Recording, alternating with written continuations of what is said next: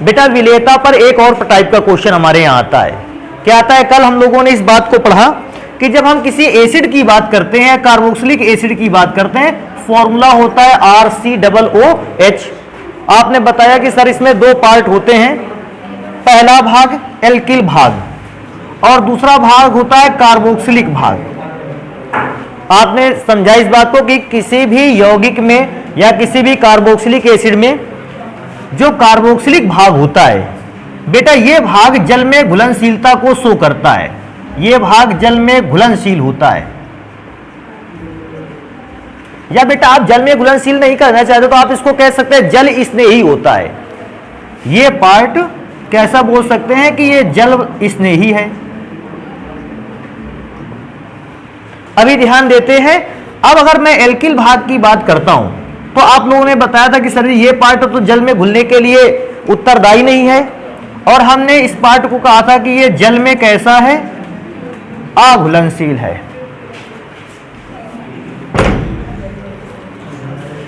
जल में अघुलनशील, और जल में अघुलनशील वाले पार्ट को आप ऐसे भी लिख सकते हैं, जल विरोधी। या कार्बोक्सिलिक एसिड को अगर हम डिवाइड करना चाहें, दो पार्ट हैं, पहला एल्किल ग्रुप जो जल पर घुलता ही नहीं है या कंपाउंड को जल में घुलने का विरोध करता है। दूसरा भाग कौन सा आ गया? कार्बोक्सिलिक भाग, जल स्नेही होता है और यह भाग किसी कंपाउंड को जल पर घुलने के लिए उत्तरदायी भी है। मतलब ये पार्ट जल में घुलनशील, ये वाला भाग जल में घुलनशील नहीं है। अभी अगर मैं चेक करता हूं तो कल हम लोगों ने पढ़ा था कि जब भी कभी किसी कार्बोक्सिलिक एसिड को हम ऐसा अरेंज करेंगे बढ़ते हुए अणुभार के क्रम में, बढ़ते हुए अणुभार के क्रम में होता क्या है? सबसे पहले कार्बन 1 वाला कार्बोक्सिलिक एसिड आता है, फिर इसके बाद चेक करते हैं तो कार्बन 2 वाला कार्बोक्सिलिक एसिड, इसके बाद चेक करते हैं कार्बन 3 वाला कार्बोक्सिलिक एसिड, और इसके बाद चेक करते हैं तो आता है कार्बन 4 वाला कार्बोक्सिलिक एसिड। इसमें से आपने एक चीज को बताया था, सर जी इन दोनों का ये वाला पार्ट तो फिक्स है, कार्बोक्सिलिक भाग, अर्थात जल में घुलने वाले पार्ट पर कोई चेंज नहीं आ रहा है। लेकिन आप इसको देख रहे थे, कह रहे थे कि सर जी अगर मैं जल में ना घुलने वाला पार्ट देखूं, इसमें तो दिख ही नहीं रहा है, इसमें ये जल में ना घुलने वाला पार्ट है, इसमें जल में ना घुलने वाला पार्ट थोड़ा सा बड़ा हो गया है साइज में, और इसमें से जल में ना घुलने वाला पार्ट और थोड़ा सा बड़ा हो गया। सोचने वाली बात है, अगर हम कार्बन 5 वाला एसिड लेंगे तो उसमें जल में घुलने वाला भाग तो सेम रहता है, लेकिन जल में ना घुलने वाला भाग की लंबाई क्या हो जाती है? बढ़ जाती है, क्योंकि जल में ना घुलने वाले भाग की लंबाई लगातार बढ़ती है। हम कह देते हैं अणुभार बढ़ने पर यौगिकों की जल में घुलनशीलता कम हो जाती है। लेकिन बेटा कभी कभी चेंज होता है क्वेश्चन। कैसे चेंज होता है क्वेश्चन? कार्बन परमाणुओं की संख्या बढ़ी, आपने देखते ही बता दिया जल में घुलनशीलता लगातार कैसी होती जाएगी? कम। लेकिन कभी कभी क्या होता है कि कार्बन एटम की संख्या सेम रहती है, केवल अरेंजमेंट डिफरेंट होता है, और वो अरेंजमेंट डिफरेंट कैसे होता है उसको चेक करेंगे, और उस अरेंजमेंट के डिफरेंस पर किसी भी कार्बोक्सिलिक एसिड की सोल्यूबिलिटी या जल में घुलनशीलता किस प्रकार से प्रभावित होती है उसको चेक करेंगे। तो इस बात को समझ लिया, एल्किल भाग की लंबाई बढ़ेगी तो ऐसी सिचुएशन पे मैं क्या देखूंगा कि जल में अघुलनशील वाला भाग बढ़ रहा है, इसलिए जल में अघुलनशीलता भी बढ़ती चली जाएगी, या दूसरे शब्दों में जल में घुलनशीलता कैसी होती चली जाएगी? कम। लेकिन अब मैं कुछ एसिड लेने वाला हूं, कौन कौन सा एसिड देखो। अब मैंने एक एसिड को ले रखा है CH3 single bond CH2 single bond CH2 single bond CH2 single bond COOH। अब इसमें से मैं क्या चेक करता हूं? 1 कार्बन, 2, 3, 4, 5 कार्बन से। अभी मैं इसी फॉर्मूले को थोड़ा रीअरेंज करता हूं। कार्बन 5, हाइड्रोजन उतने ही जितने फॉर्मूले पर हैं, अरेंजमेंट केवल चेंज होगी। कैसे? अब सीधी लाइन पर मैं कार्बन कितने लिख रहा? 3, सॉरी 4। सीधी लाइन पर मैंने कार्बन 4 लिखे हैं और एक CH3 को मैंने प्रीफिक्स के फॉर्म में नीचे लटका रखा है। अभी देखेंगे दोनों का, कहेंगे सर जी दोनों में कार्बन सेम है 5-5, दोनों में अगर मैं चेक करता हूं हाइड्रोजन भी सेम है, दोनों में ऑक्सीजन भी सेम संख्या में, इसका मतलब है अणुभार में कोई चेंज ना हुआ। कल के दिन जो हम लोगों ने इफेक्ट पढ़ा था उसमें अणुभार चेंज हो जाया करता था। आज वाले इफेक्ट पर अणुभार चेंज नहीं होगा, मॉलिक्यूलर वेट सेम रहेगा।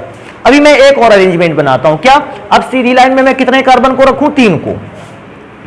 CH3 single bond, CH single bond, बेटा थोड़ा सा C OH, और मैंने एक कार्बन को यहां और एक कार्बन को मैंने ऊपर कर रखा है। अभी सोचने वाली बात है सर जी उसमें भी कार्बन 5 हैं। इसका मतलब है यदि कभी कार्बोक्सिलिक एसिड्स में यौगिक का अणुभार ना बढ़े, अणुभार के बढ़े बिना यौगिक में कार्बन परमाणुओं की अरेंजमेंट चेंज हो। कैसे अरेंजमेंट चेंज हो? सीधी लाइन पे 5 कार्बन, सीधी लाइन पे 4 कार्बन एक ग्रुप, अगले वाले पे सीधी लाइन पे 3 कार्बन और 2 ग्रुप।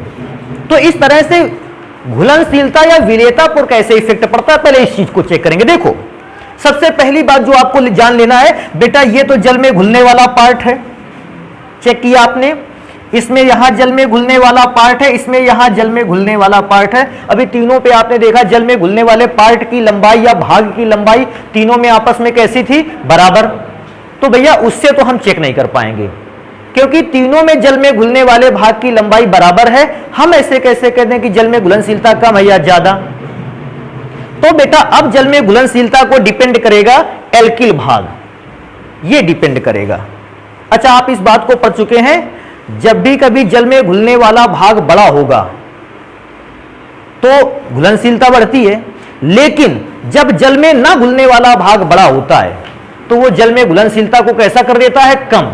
चेक करेंगे बेटा, इसको अगर देखेंगे इस जल में ना घुलने वाले भाग को, ये वाला पार्ट है इतना, सिलेंड्रिकल शेप में है, सिलेंडर के फॉर्म में है।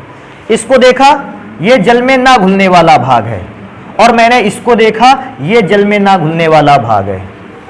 मैं पूछूंगा सबसे सरफेस एरिया, पृष्ठीय क्षेत्रफल सबसे कम किसका है? इसका है।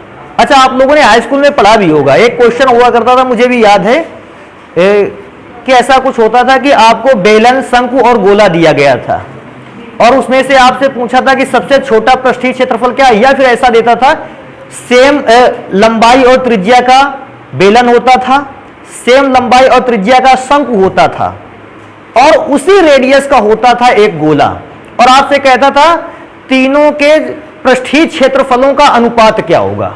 फिर आपने कुछ रेशियो निकाला होगा, और जब रेशियो आपने निकाला था, मैं आपको याद दिलवा दूं, सबसे कम पृष्ठीय क्षेत्रफल किसका आया था? गोले का। मतलब अगर मैं किसी भी ऑब्जेक्ट को गोले के फॉर्म में अरेंज कर दूं, उसका पृष्ठीय क्षेत्रफल सबसे कैसा होता है? कम। अच्छा ये बताओ, अगर उसका पृष्ठीय क्षेत्रफल सबसे कम है, किस भाग का पृष्ठीय क्षेत्रफल सबसे कम है? जल में ना घुलने वाले भाग का। अच्छा इसमें ऐसा भी बोल सकते हैं, जल में ना घुलने वाला पार्ट छोटी जगह पर आ गया है, या जल में ना घुलने वाला पार्ट कैसा हो गया है? छोटा हो गया है। क्योंकि जल में ना घुलने वाला पार्ट छोटा है, इसलिए ये यौगिक जल्दी जल में घुलेगा। इसमें से चेक करेंगे, इसमें से गोले के फॉर्म में नहीं है, थोड़ा सा गोले के फॉर्म से डिसऑर्डर है। इसका पृष्ठीय क्षेत्रफल अपेक्षाकृत थोड़ा सा और कैसा होगा? ज्यादा। इसका मतलब यहां पर जल में ना घुलने वाले भाग की लंबाई कैसी है? ज्यादा, पृष्ठीय क्षेत्रफल ज्यादा है, क्योंकि ना घुलने वाले भाग की क्षेत्रफल ज्यादा है, अर्थात ये यौगिक जल में कैसा घुलेगा? कम की ज्यादा? कम। अच्छा यहां पर देखें, सिलेंड्रिकल शेप में है, और सिलेंड्रिकल शेप में अगर मैं चेक करता हूं, यहां पृष्ठीय क्षेत्रफल तो सबसे ज्यादा है। अभी चेक करेंगे, ये पृष्ठीय क्षेत्रफल सबसे ज्यादा है जल में घुलने वाले भाग की कि जल में ना घुलने वाले भाग की? ना घुलने वाले भाग का पृष्ठीय क्षेत्रफल सबसे ज्यादा है। इसका मतलब ये कंपाउंड सबसे कैसा घुलेगा? कम। जितना ज्यादा कंपाउंड अपने आप को स्फेरिकल अरेंजमेंट में लेता जाएगा, उसका पृष्ठीय क्षेत्रफल उतना ही कैसा रहेगा? कम। आपने पृष्ठ तनाव के चैप्टर पर पढ़ा ही है इस बात को। क्या पढ़ा है कि हर एक जो जल की बूंद होती है या किसी भी लिक्विड के ड्रॉप होता है, वो अपने सरफेस एरिया को सबसे क्या करना चाहता है? कम। क्यों? क्योंकि उसके सरफेस पर एक फोर्स अप्लाई हो रहा है, जिसको हम क्या कहते हैं? सरफेस टेंशन, पृष्ठ तनाव। तभी तो आप जल के किसी भी एक डिब्बे में जल को भरिए, आप उसको फेंकिए, वो ऊपर गोल बनने की कोशिश करेगा।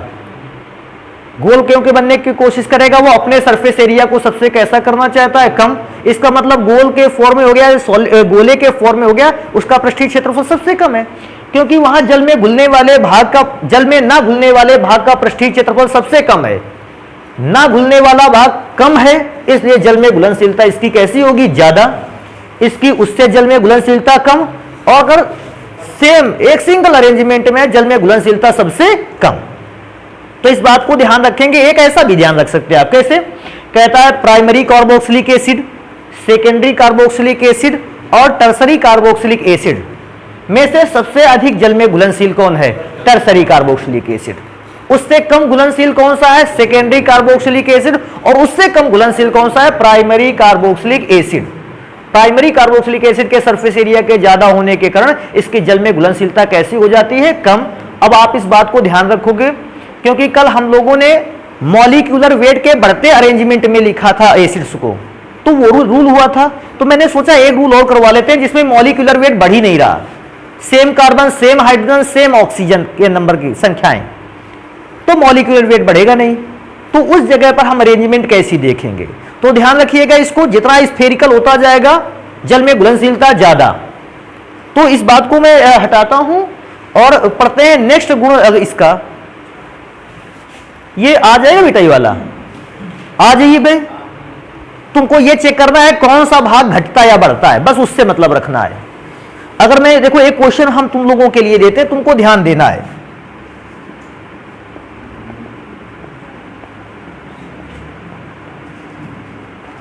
कितने कार्बन हैं, 4।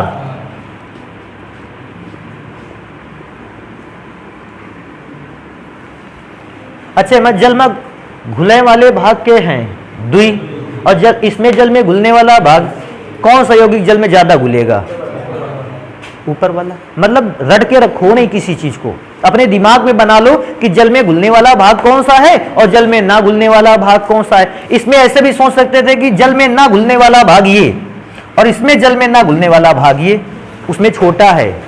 वैसे भी सोच सकते थे, अपना जैसा अपना चाहते वो वैसा अपना अरेंजमेंट बना लेते। इस बात को दिमाग में रखिएगा आप केवल। बेटा नेक्स्ट नंबर आता है क्वथनांक।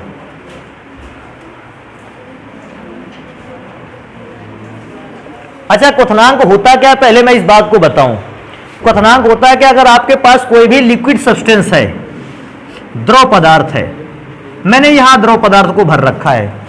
द्रव पदार्थ में होता है क्या, द्रव के हर द्रव पदार्थ या गैस पदार्थ या सॉलिड सब्सटेंस छोटे छोटे परमाणुओं या अणुओं से मिलकर बना होता है। मैंने माना ये कोई एसिड है, ये छोटे छोटे अणुओं के मध्य से मिलकर बना है। होता क्या है, कोई भी पदार्थ क्वथनांक पर कम पहुंचता है जब हम इसको हीट करते हैं, टेम्परेचर देते हैं, और टेम्परेचर पाकर इनके मॉलिक्यूल्स की एनर्जी क्या होती है, बढ़ती है। क्यों बढ़ती है, क्योंकि उसका भी एक फॉर्मूला है, E is directly proportional to T। अर्थात मैं जब कहीं किसी गैसेस या लिक्विड मॉलिक्यूल्स या सॉलिड मॉलिक्यूल्स को टेम्परेचर इंक्रीज कर देता हूं, उनकी गतिज ऊर्जा भी कैसी होने लगती है, बढ़ने लगती है। अर्थात अगर सॉलिड है तो पहले बिल्कुल गतिज ऊर्जा शून्य, हीट किया, थोड़ा सा कंपन करना स्टार्ट किया, और हीट किया, तेजी से कंपन होना स्टार्ट हुआ। ज्यादा हीट कर दोगे, कंपाउंड का बॉन्ड क्या हो गया, मॉलिक्यूल का टूट गया। लिक्विड में भी ऐसा होता होगा, जब मैंने इसको हीट किया, मॉलिक्यूल्स की एनर्जी बढ़ी, तो एनर्जी के बढ़ते ही मॉलिक्यूल अपने बॉन्ड को क्या करता है, ब्रेक करता है। मैंने माना कि ये किनारे रखा हुआ मॉलिक्यूल अपने बॉन्ड को क्या करता है, ब्रेक करता है। तो जैसे ही बॉन्ड ब्रेक होगा, ये मॉलिक्यूल हाई एनर्जी के कारण ऊपर निकल जाएगा। जैसे मॉलिक्यूल यहां से निकलकर ऊपर की ओर गया, आपने कहा हमने अपने सब्सटेंस को वेपर के फॉर्म में क्या कर दिया है, चेंज। और वेपर के फॉर्म में चेंज करने का मतलब हमने इसको अपने क्वथनांक पर पहुंचा दिया है। तो क्वथनांक में होता क्या, मैं क्या सोचता हूं, क्वथनांक एक ऐसी प्रक्रिया होती है जिसमें से आप मॉलिक्यूल्स के बीच का बॉन्ड क्या कर देते हो, तोड़ देते हो। क्या करके हुए, उस पदार्थ को गर्म करते हुए। और जैसे ही मॉलिक्यूल के बीच का बॉन्ड टूटता है, पदार्थ वाष्प के रूप में चेंज होता है, आप कहते हो हमने इसे क्वथनांक पर पहुंचा दिया है, तभी तो ये वेपर फेस में चेंज हुआ। लेकिन जब मैं समझा इस बात को, हम लोगों ने ऐसे समझा कि क्वथनांक का मेन अर्थ है मॉलिक्यूल्स के बीच लगने वाले बॉन्ड को क्या कर देना, ब्रेक कर देना। अभी मॉलिक्यूल्स के बीच के बॉन्ड को ब्रेक करने के लिए जितना ज्यादा टेम्परेचर लगेगा, अगर बाई चांस कभी ऐसा कंपाउंड मिला जिसमें मॉलिक्यूल्स के बीच का बॉन्ड ब्रेक करने में ज्यादा एनर्जी लगा दी, आप कहोगे इसका क्वथनांक ज्यादा है। कभी नंबर आएगा कि अरे यार इसके मॉलिक्यूल्स को ब्रेक करने में मैंने कम टेम्परेचर दिया था और जल्दी से ये बॉन्ड ब्रेक हो गया, तो हम कहेंगे इसका क्वथनांक कैसा है, कम है। अभी चेक करेंगे कार्बोक्सिलिक एसिड्स की बात। तो समझ गए क्वथनांक में होता क्या है, मॉलिक्यूल्स के बीच का बॉन्ड क्या करना होता है, ब्रेक करना होता है। अभी चेक करेंगे इस बात को। भैया हमारे पास एक carboxylic acid R C double bond O single bond O single bond H। Carboxylic acid का स्ट्रक्चर फॉर्मूला तो ऐसा ही होता है। अभी क्या करना है, ये कार्बोक्सिलिक एसिड का एक मॉलिक्यूल है। R का मतलब समझ सकते हो ना, CH3 वगैरह यूज कर सकते हैं आप इस पे। अभी मैं कार्बोक्सिलिक एसिड का एक और मॉलिक्यूल बनाऊंगा, तब तो दोनों के बीच के बॉन्ड को समझ पाएंगे हम। तो मैं कार्बोक्सिलिक एसिड का एक और मॉलिक्यूल यहां बनाने वाला हूं। बेटा molecule R single bond C double bond O single bond O single bond H। ये कार्बोक्सिलिक एसिड का दूसरा मॉलिक्यूल है। अभी चेक करेंगे इस बात को। आप लोगों ने एक चीज पढ़ रखी है, अगर हमारे यहां किसी भी मॉलिक्यूल में ऑक्सीजन एटम डायरेक्ट हाइड्रोजन से कनेक्ट हो जाए, नाइट्रोजन एटम डायरेक्ट हाइड्रोजन से कनेक्ट हो जाए, या फ्लोरीन एटम डायरेक्ट किससे कनेक्ट हो जाए, हाइड्रोजन से, इन तीनों स्थितियों में हाइड्रोजन बॉन्ड बनता है। अब बात आती है सर जी हाइड्रोजन बॉन्ड OH के बीच में बनता है, FH के बीच में बनता है, NH के बीच में बनता है, या अन्य कहीं बनता है? तो मैं बताऊं, यहां OH कनेक्ट है एक दूसरे से, ये जो बॉन्ड है ये सहसंयोजक बंध है, कोवैलेंट बॉन्ड है, जिसमें से O की इलेक्ट्रॉन निगेटिविटी कैसी है, ज्यादा है, अधिक है। तो O क्या करेगा, हाइड्रोजन के पास वाले बॉन्ड को O अपनी ओर क्या करेगा, खींचेगा। अगर O बॉन्ड को खींचता है तो बेटा O पर कैसा चार्ज आएगा, माइनस चार्ज, आंशिक रूप से ऋणावेश। और बेटा H से क्योंकि बॉन्ड दूर हो गया, H पर कैसा चार्ज आया, प्लस चार्ज, आंशिक रूप से। अभी चेक करेंगे सेम कैटेगरी तो यहां भी होनी चाहिए, यहां भी बॉन्ड किसकी ओर खिसकेगा, O की ओर, क्योंकि O की इलेक्ट्रॉन निगेटिविटी हाई है। बेटा O पर कैसा आया, आंशिक रूप से ऋणावेश, और हाइड्रोजन पर आया आंशिक रूप से धनावेश। अभी सोचने वाली बात है, एक बॉन्ड C और O पर भी बना है, और आप सबको पता है इस बात को कि O कार्बन की अपेक्षा भी हाई इलेक्ट्रोनेगेटिव एलिमेंट है।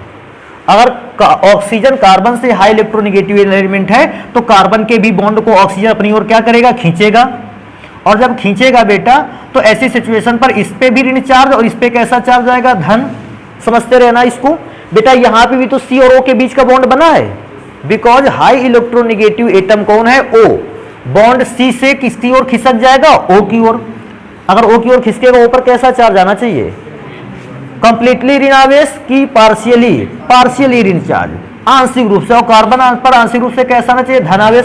अब मैं क्या सोचता हूं, ये वाला हाइड्रोजन इधर वाले ऑक्सीजन को अपनी ओर क्या कर रहा है, अट्रैक्ट कर रहा है। सेम ये वाला हाइड्रोजन उसके वाले ऑक्सीजन को अपनी ओर क्या कर रहा है, अट्रैक्ट कर रहा है। हमने इस बॉन्ड का ही नाम रखा हाइड्रोजन बॉन्ड। ध्यान रखने वाली बात है, मैं दोबारा से रिपीट कर दूं, हाइड्रोजन बॉन्ड में ये अपने ही मॉलिक्यूल को, अपने ही एटम को अट्रैक्ट नहीं करता। वन मॉलिक्यूल का एटम दूसरे मॉलिक्यूल के एटम को अपनी ओर क्या करता है, अट्रैक्ट करता है। सोचो भी अट्रैक्ट कर सकता है कि नहीं कर सकता, because of partially positive charge hydrogen के पास है, पार्शियली नेगेटिव चार्ज ऑक्सीजन के पास है, तो दोनों के बीच में कौन सा फोर्स लगने वाला है, अट्रैक्शन। अब यहां भी वही सिचुएशन उत्पन्न हो रही, मैं डैश डैश डैश डैश बना देता हूं। इसमें भी तो पॉजिटिव चार्ज और नेगेटिव चार्ज के बीच फोर्स लगा है, या भी ये बॉन्ड है हाइड्रोजन। अभी आपको इतना ध्यान रखना है, यहां दो मॉलिक्यूल के बीच में कितने हाइड्रोजन बॉन्ड बनते हैं, दो। पहला हाइड्रोजन बॉन्ड, दूसरा हाइड्रोजन बॉन्ड। अब मैं एक और मॉलिक्यूल को लेने वाला हूं, उसका नाम है एल्कोहल। एल्कोहल का फॉर्मूला क्या होता है, R सिंगल बॉन्ड OH। ठीक है, अब इसके R सिंगल बॉन्ड OH होता है, मैंने ये बनाया। फिर मैंने दूसरा भी मॉलिक्यूल ले रखा है कैसा, इसको ऐसे बोल सकते हैं R single bond O single bond H। अभी सोचने की जरूरत है, आप लोग ध्यान दो। O और H के बीच में यहां भी बॉन्ड बना है, और O और H के बीच में तो कार्बोक्सिलिक एसिड में भी बॉन्ड बनता है। बेटा इसमें से चेक करो, O अगर बॉन्ड को खींचेगा तो O पर कैसा चार्ज आएगा, निगेटिव, H पर कैसा चार्ज आया, पॉजिटिव। ऐसे ही सेम प्रोसीजर में O पे कैसा चार्ज आया, निगेटिव, और हाइड्रोजन पर कैसा चार्ज आया, पॉजिटिव। अब मैं हाइड्रोजन बॉन्ड चेक करता हूं तो H और O के बीच में ये हाइड्रोजन बॉन्ड बनकर तैयार हुआ। मेरे दिमाग में अभी एक क्या बात आती है, जब मैं अल्कोहल को पढ़ रहा हूं, दो मॉलिक्यूल के बीच में कितना हाइड्रोजन बॉन्ड बन रहा है, एक हाइड्रोजन बॉन्ड, और यहां पर दो मॉलिक्यूल के बीच में कितना हाइड्रोजन बॉन्ड बना है, दो। अभी सोचने वाली बात है, यहां का बॉन्ड ज्यादा स्ट्रांग है या यहां का बॉन्ड ज्यादा स्ट्रांग है। वहां एक हाइड्रोजन बॉन्ड बनता है मॉलिक्यूल के बीच, और यहां दो हाइड्रोजन बॉन्ड बनते हैं मॉलिक्यूल के बीच। तो आपका सामान्य सा आंसर रहेगा, क्यों सर जी, कार्बोक्सिलिक एसिड में तो मॉलिक्यूल के बीच दो दो स्ट्रांग बॉन्ड बन, दो दो हाइड्रोजन बॉन्ड बन रहे हैं, ये ज्यादा स्ट्रांग रहेगा। और अल्कोहल मॉलिक्यूल के बीच में केवल एक हाइड्रोजन बॉन्ड बन रहा है, ये भी स्ट्रांग होगा, लेकिन इसकी स्ट्रांगनेस कैसी होगी, कम, क्योंकि एक ही बॉन्ड बना है। क्योंकि मॉलिक्यूल के हाइड्रोजन बॉन्ड की ये इसकी स्ट्रेंथ ज्यादा है। कार्बोक्सिलिक एसिड के क्वथनांक एल्कोहलों की अपेक्षा कैसे होते हैं, अधिक होते हैं। फिर से ध्यान रखना, मैं दोबारा से रिपीट कर दूं, क्योंकि कार्बोक्सिलिक अणुओं के बीच, कार्बोक्सिलिक अम्लों के बीच दो हाइड्रोजन बॉन्ड बनते हैं, लेकिन वही एल्कोहल के दो अणुओं के बीच केवल कितना हाइड्रोजन बॉन्ड बनता है, एक। क्योंकि कार्बोक्सिलिक अणुओं के बाद ज्यादा हाइड्रोजन बॉन्ड बनता है, ये बॉन्ड कैसा होता है, स्ट्रांग। और स्ट्रांग बॉन्ड है तो इसको तोड़ने के लिए एनर्जी भी कैसी चाहिए, ज्यादा। और ज्यादा एनर्जी कैसे देते हैं, टेम्परेचर को बढ़ा करके। तो मैं एक बात लिखूंगा यहां पर इन दोनों के लिए, तो कि किसका क्वथनांक कम या किसका क्वथनांक कैसा होता है, ज्यादा। क्योंकि बच्चों के दिमाग में आती क्या बात है, कहता है सर जी जब मैंने कार्बोक्सिलिक एसिड को पढ़ा उसमें भी O और H कनेक्ट था, मैंने अल्कोहल पढ़ा उसमें भी सर जी OH कनेक्ट था, तो इनका क्वथनांक और इनका क्वथनांक आपस में बराबर होना चाहिए, ऐसी बात आ जाती है उनके दिमाग में। तो फिर उनको यह बताना पड़ता है कार्बोक्सिलिक एसिड एक नहीं बल्कि कितने हाइड्रोजन बॉन्ड बनाता है, दो। और अल्कोहल कितने हाइड्रोजन बॉन्ड बनाता है, एक। एक बॉन्ड को ब्रेक करना कैसा है, आसान, क्वथनांक कैसा हो गया, कम। दो हाइड्रोजन बॉन्ड बनाता है जिनको तोड़ना कैसा कहे, कठिन, और उनका क्वथनांक कैसा हो गया, ज्यादा। तो मैं इसको लिखता हूं नेक्स्ट, जैसे मुझे क्वथनांक में सबसे पहले फर्स्ट नंबर पे लिख लेना चाहिए क्या, कार्बोक्सिलिक अणु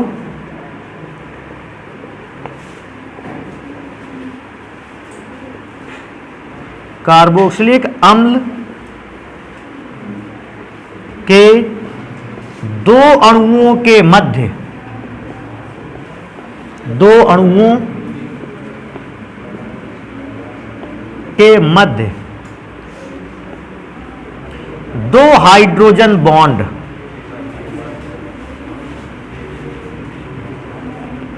बनते हैं, हाइड्रोजन बॉन्ड बनते हैं, जबकि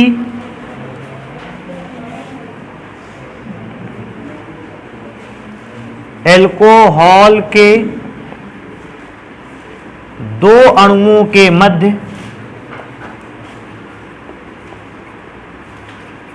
दो अणुओं के मध्य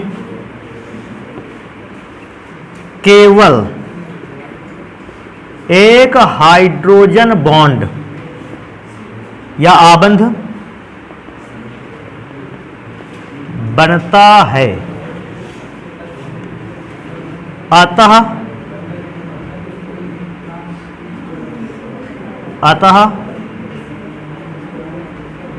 कार्बोक्सिलिक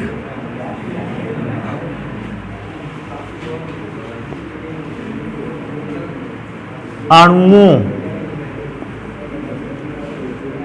के मध्य बना आबंध प्रबल है, प्रबल है, जिसे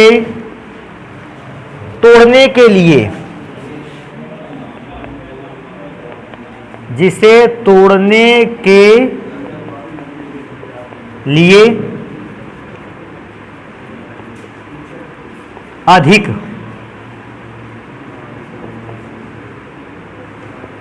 ताप की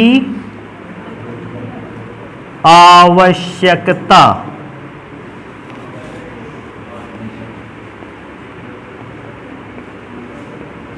होती है, अतः कार्बोक्सिलिक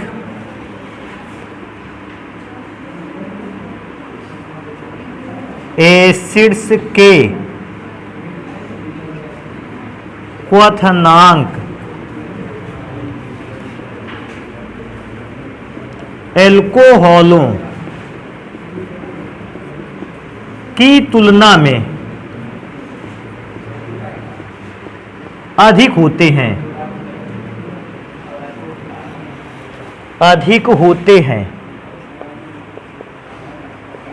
बेटा अभी एक और चीज को इसी में से पढ़ेंगे। क्या? क्वथनांक से एक चीज पता चलती है। अब पहले इसको चेक कर लेते हैं, क्या पता चलता है। बेटा अभी सोचने वाली बात है, हमारे पास दो कंपाउंड हैं, पहले का नाम ए है, दूसरे वाले का नाम क्या है? बी। इसका क्वथनांक है 80 डिग्री सेल्सियस और इसका क्वथनांक है 100 डिग्री सेल्सियस। अभी सोचने वाली बात है, दोनों को पहले चेक कर लेते हैं, फिर आगे देखेंगे। इसका मतलब है जब हम कंपाउंड ए को 80 डिग्री सेल्सियस टेम्परेचर पर ले जाते हैं, यह उबलना प्रारंभ कर देता है, वाष्प बनाने लगता है, वेपर में बदल जाता है। लेकिन बी कंपाउंड से वाष्प बनाने के लिए हमको कितना टेम्परेचर देना पड़ता है? 100 डिग्री सेल्सियस। अभी सोचेंगे, ये 80 में वाष्प बनाएगा और ये 100 में वाष्प बनाएगा, पहले कौन वाष्प बनाएगा? ए। अच्छा, अगर मैं टेम्परेचर 110 डिग्री सेल्सियस रख दूं, आप ध्यान दो, आपको यह पहचानना है 80 से ये वाष्प बनाने लगा था और वो 100 में वाष्प बनाना स्टार्ट करा था इसने। बेटा कौन ज्यादा वाष्पशील होगा, कौन ज्यादा वाष्प बनाकर तैयार करेगा? 80 डिग्री सेल्सियस वाला कंपाउंड। अभी सोचने वाली बात है, मैं क्या सोच रहा हूं अभी? कार्बोक्सिलिक एसिड का, क्योंकि क्वथनांक ज्यादा है, इसका वाष्पीकरण अधिक हो सकता है कि वाष्पीकरण कम होगा? वाष्पीकरण कम होगा। फिर मैं दोबारा रिपीट कर दूं, जिसका क्वथनांक ज्यादा है उसका वाष्पन या वाष्पीकरण कैसा होता है? कम, क्योंकि क्वथनांक ज्यादा था, आपने खुद सोचा।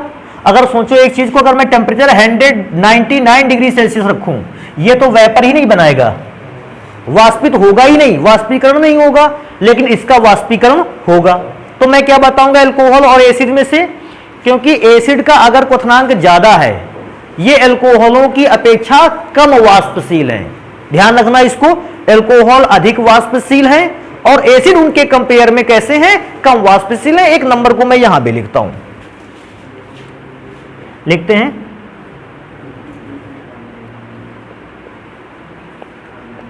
कार्बोक्सिलिक एसिड का क्वथनांक, एसिड्स के क्वथनांक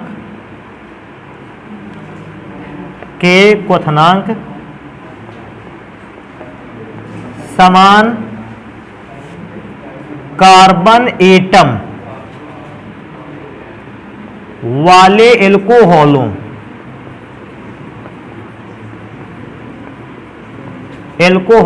से अधिक होता है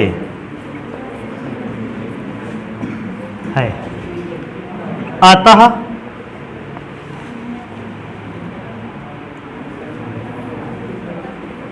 कार्बोक्सिलिक अम्ल, अतः कार्बोक्सिलिक अम्ल एल्कोहलों की तुलना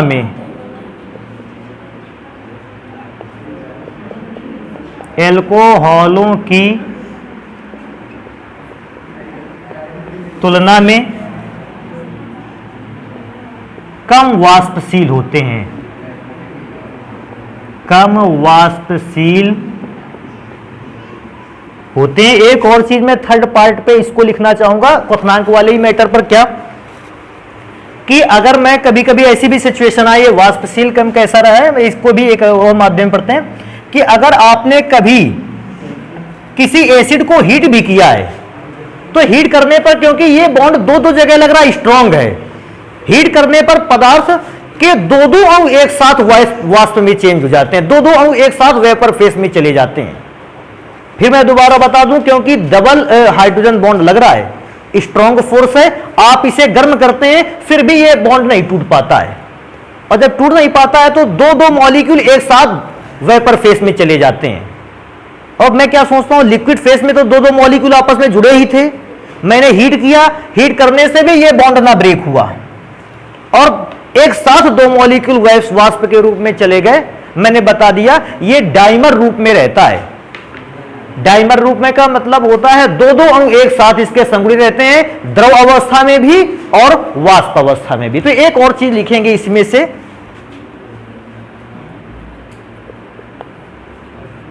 कार्बोक्सिलिक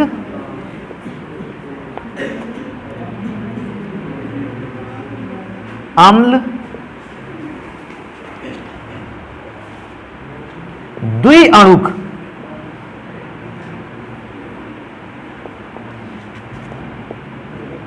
रूप में पाए जाते हैं, द्विअणु रूप में पाए जाते हैं, द्विअणुक रूप में पाए जाते हैं। तो मैंने एक ये भी लिखा कि जो कार्बोक्सिलिक एसिड होते हैं डाइमर फेस में पाए जाते हैं, दो दो अणु एक साथ आपस में कैसे होते हैं, जुड़े होते हैं। 4 नंबर पर अभी मैं एक और बात बताऊंगा, इसी में से बहुत सारी उनको चेक करते हैं। क्या एक और बात है बेटा, एल्कोहल एक बॉन्ड बनाता था, अगर सामान्य रूप से एक हाइड्रोजन बॉन्ड बनाता था, इसका अगर क्वथनांक 80 डिग्री सेल्सियस होना चाहिए था, मुझे कार्बोक्सिलिक एसिड के क्वथनांक जस्ट डबल मिलने स्टार्ट हो गए। मैंने क्या देखा, अगर सेम मॉलिक्यूलर वेट या सिमिलर मॉलिक्यूलर वेट वाले मैं एल्कोहल को चेक करता था, अगर उसका क्वथनांक 80 डिग्री सेल्सियस मिला तो तकरीबन उसी समकक्ष अगर मैं कार्बोक्सिलिक एसिड को चेक करूं, उसका जो क्वथनांक था वो जस्ट लगभग डबल मिलता था। तो डबल मिलने का मतलब है इसके बॉन्ड को एक ही को तोड़ना है, 80 डिग्री सेल्सियस पे तोड़ दिया, इसके कितने बॉन्ड्स को तोड़ना पड़ेगा, 2। तो उस हिसाब से इसमें टेम्परेचर कैसा मिला, डबल। तो इस बात को भी ध्यान रखना है, अगर आप शुरुआती कुछ कार्बोक्सिलिक एसिड की बात करोगे, आपको लगभग क्वथनांक कैसे मिलेंगे, जस्ट डबल। अपेक्षाकृत इसका होना 80 चाहिए था, लेकिन उसका मिला जस्ट डबल 160 के आसपास। जिसका 40 होना चाहिए था उसका कितना मिला, जस्ट डबल 80। जिसका 60 होना चाहिए उसका जस्ट डबल कितना मिला, 120। ये इफेक्ट किसके कारण आया, 2 हाइड्रोजन आबंधों के कारण। तो मैं ये भी लिखूंगा कि निम्न अणुभार वाले जो कार्बोक्सिलिक एसिड होते हैं, इनके क्वथनांक अपेक्षाकृत कैसे होते हैं, 2 गुने होते हैं। ये नंबर भी लिखेंगे इसमें से, क्या लिखेंगे, निम्न अणुभार वाले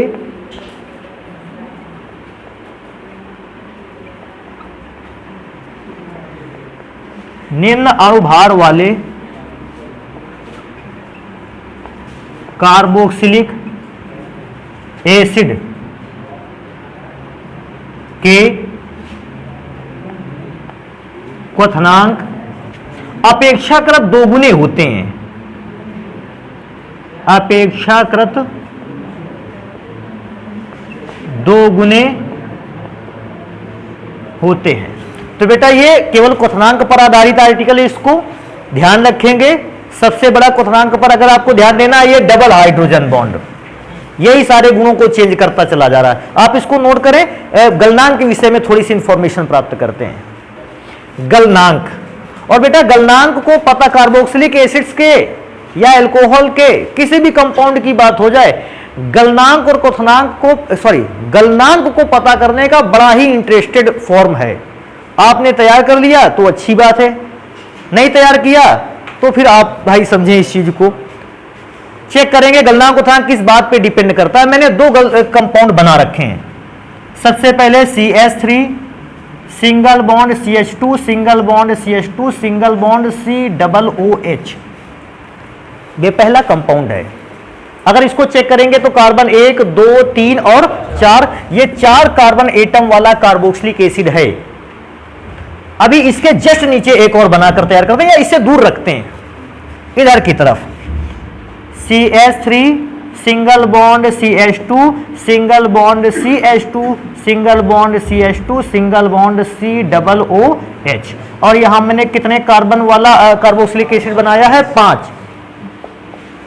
5 कार्बन वाला, 5 अच्छा लिख लेना चाहिए। अभी चेक करते हैं, ये पूरा एक अणु है।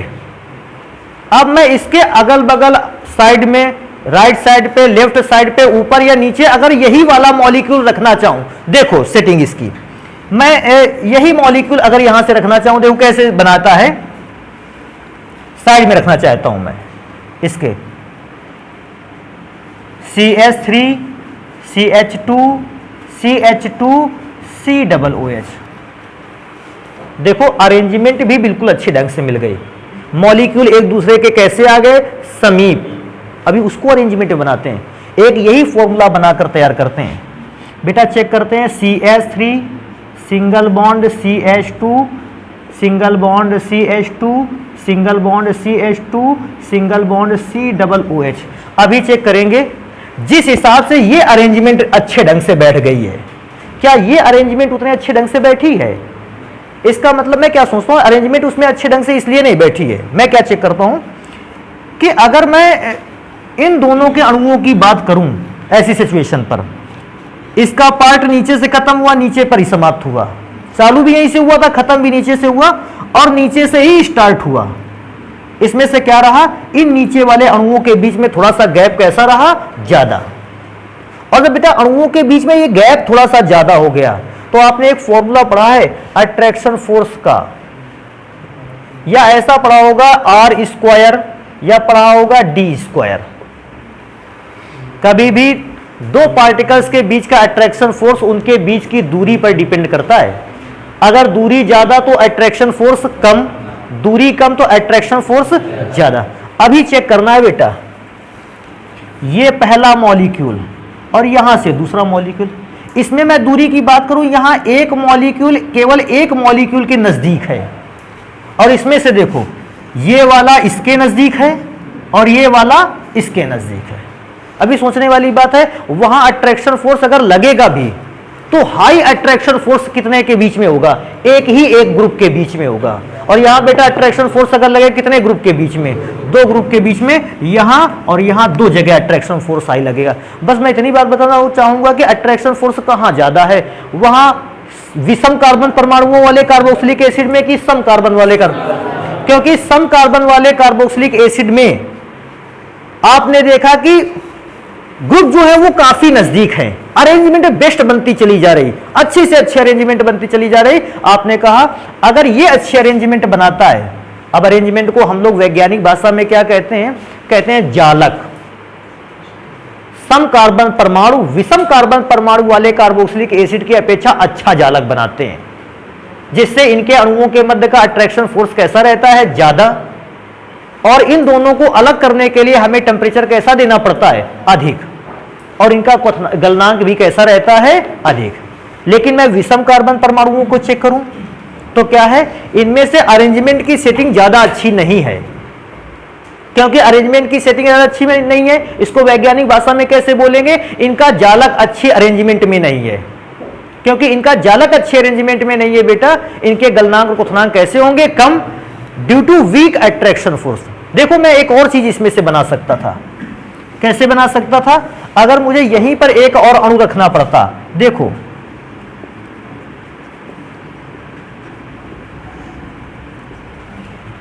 बिल्कुल यहां भी अट्रैक्शन, यहां भी अट्रैक्शन, सब मिलता ही चला जा रहा है। ऐसी सिचुएशन पे मैं इसको समझ सकता था कि क्योंकि यहां अरेंजमेंट बहुत अच्छा मिलता चला जा रहा है। अच्छा यहां के बाद स्टार्ट भी करते हैं दूसरा, तो देखो दूसरा CH3 यहां से स्टार्ट करते थे, नीचे से स्टार्ट किया तो नीचे से स्टार्ट करेंगे, तो बेटा यहां भी अट्रैक्शन फोर्स अच्छा मिलता है। अरेंजमेंट बिल्कुल सेम कैटेगरी पर मिलती चलती चली जाती है। इसका मतलब अट्रैक्शन फोर्स ज्यादा है, जो संरचना है, बनावट है, जालक है, वो अच्छे ढंग से व्यवस्थित है। और क्योंकि अच्छे ढंग से व्यवस्थित है, उसे ब्रेक करने के लिए टेम्परेचर कैसा लगेगा, ज्यादा। तो सम कार्बन परमाणुओं की जो अरेंजमेंट होती है वो इतनी अच्छी रहती है कि उसके बीच का अट्रैक्शन फोर्स भी बढ़ जाता है, और उसे तोड़ने के लिए, उस बॉन्ड को ब्रेक करने के लिए हमें ज्यादा टेम्परेचर की आवश्यकता होती है। इसलिए सम कार्बन परमाणु वाले कार्बोक्सिलिक एसिड के गलनांक कैसे होते हैं, ज्यादा, और विषम कार्बन परमाणु वाले कार्बोक्सिलिक एसिड के गलनांक कैसे होते हैं, कम। तो इस चीज को हम लोग ध्यान देने वाले हैं कि कैसी सिचुएशन पे कार्बोक्सिलिक एसिड के गलनांक कम है और कैसी पोजीशन पर कार्बोक्सिलिक एसिड के गलनांक कैसे हैं, ज्यादा। एक सिंपल सा नियम अगर लिखना चाहें हम लोग, कैसा कि सम कार्बन परमाणु वाले कार्बोक्सिलिक अम्ल के अणुओं का जालक कैसा होता है? अच्छा व्यवस्थित होता है, प्रबल रूप से व्यवस्थित होता है। इनके गलनांक कैसे होते हैं? उच्च। विषम कार्बन परमाणु वाले कार्बोक्सिलिक एसिड का जालक कैसा होता है? अच्छे ढंग से व्यवस्थित नहीं होता है। इसे ब्रेक करने के लिए कम ताप की ही आवश्यकता होती है। तो सम कार्बन वाले के गलनांक कैसे होंगे? अपेक्षाकृत ज्यादा, और विषम वाले का गलनांक अपेक्षाकृत कम। तो आपसे जैसे कभी ऐसा भी क्वेश्चन आ जाए C2H5COOH, ये कैसा है? विषम। और मेरे पास आ गया CH3COOH।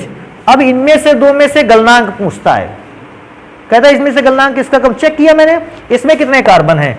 2। इसमें कार्बन कितने हैं? 2 और 1 3। अभी सोचो इसमें सम कार्बन परमाणु है, 3 वाले से कैसा होगा? इसका गलनांक ज्यादा, इसका गलनांक ज्यादा और इसका गलनांक कम होगा। कैसे? मैं फिर अब पूरे के अरेंजमेंट बताऊं। कार्बन 1 वाले का गलनांक ज्यादा, 2 वाले का थोड़ा सा कम, सॉरी गलती हो गई यहां से, 1 वाले का थोड़ा सा कम, 2 वाले का थोड़ा सा ज्यादा, 3 वाले का थोड़ा सा कम, 4 वाले का फिर से ज्यादा, 5 वाले का फिर से कम, 6 वाले का फिर से ज्यादा। अरेंजमेंट ऑर्डर चलता रहा। लेकिन ध्यान रखने वाली बच्चों को ये वाली भाई बात है, क्या बात है कि कार्बन 2 वाले का ज्यादा और कार्बन 3 वाले का कम। अगर मैं यहां कोई कार्बन 5 वाला लिख दूं, सोचो क्या 2 वाले से 5 वाले का कम होगा? ना, फिर 5 वाले का ज्यादा होगा। कंसेक्यूटिव में चलेगा ये नंबर। कंसेक्यूटिव में कैसे चलेगा? 2 वाले से 3 का कम होगा, लेकिन अगर सोचो क्या 2 वाले से 5 का भी कम होगा? 5 का कम होने वाला नहीं। 2 वाले से 3 का कम होगा, 4 वाले से 5 का कम होगा, 6 वाले से 7 का कम होगा। मैं एक क्वेश्चन पूछूंगा, 6 वाले से 9 का कम हो सकता है? ना, 6 वाले में फिर 9 का ज्यादा ही होगा। क्यों? आपने वो रेगुलर अरेंजमेंट ब्रेक की, आगे गए आप। 10 वाले से 11 वाले का कम, लेकिन सोचो 10 वाले से 13 वाले की तुलना करें तो फिर नहीं, फिर 13 वाले का ज्यादा है। समझ गए रेगुलर अरेंजमेंट को? तो इस बात को बेटा हम लिखा देते हैं ताकि क्वथनांक भी भैया यहीं खत्म हो जाए। तो उसके लिए हमें थोड़ी सी क्या चाहिए? जगह। तो यहां लिखते हैं इसका रीजन, क्या बताएंगे? सम कार्बन एटम वाले कार्बोक्सिलिक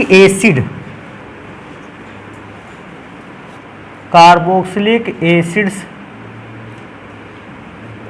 के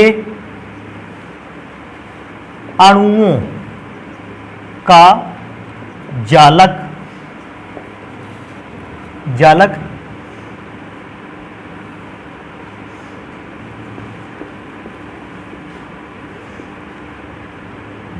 जालक अच्छी संरचना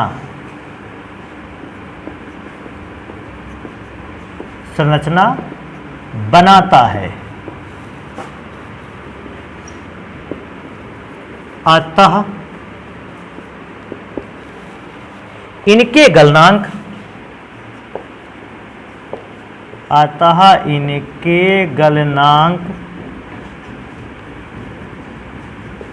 अपने से बाद आने वाले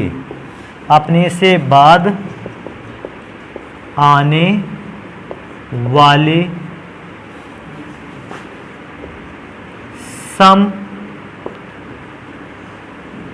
कार्बन एटम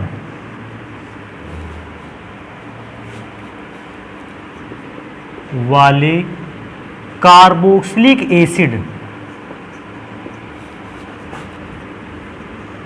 एसिड्स की अपेक्षा कार्बोक्सिलिक एसिड की अपेक्षा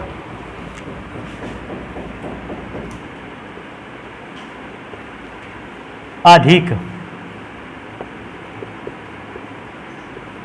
होते हैं। तो इस बात को थोड़ा सा ध्यान रखेंगे, रेगुलर अरेंजमेंट नहीं बन पाती है, इसलिए थोड़ा सा। और यहां पे विषम कार्बन एटम वाले कार्बोक्सिलिक एसिड की अपेक्षा कैसा होता है? अधिक।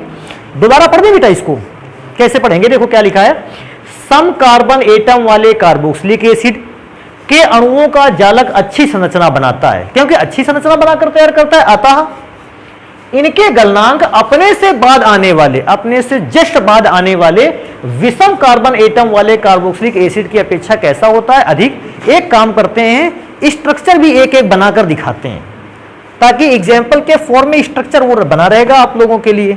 क्या रहेगा? यहां देखो बनाकर दिखाते हैं, CH3 CH2 CH2 COOH। अब जस्ट यहीं से उसकी अरेंजमेंट बनाना स्टार्ट करते हैं। CH3 CH2 CH2 COOH। देखो अणुओं की अरेंजमेंट बिल्कुल पैरेलल है, एक दूसरे के समीप। दो ग्रुप एक दूसरे के समीप आते हैं। मैं उसको अगर बना के चेक करूं तो CH3 CH2 CH2 CH2 COOH। अब क्योंकि यहां नीचे से ऊपर के लिए स्टार्ट किया था, फिर वही बनाएंगे। CH3 CH2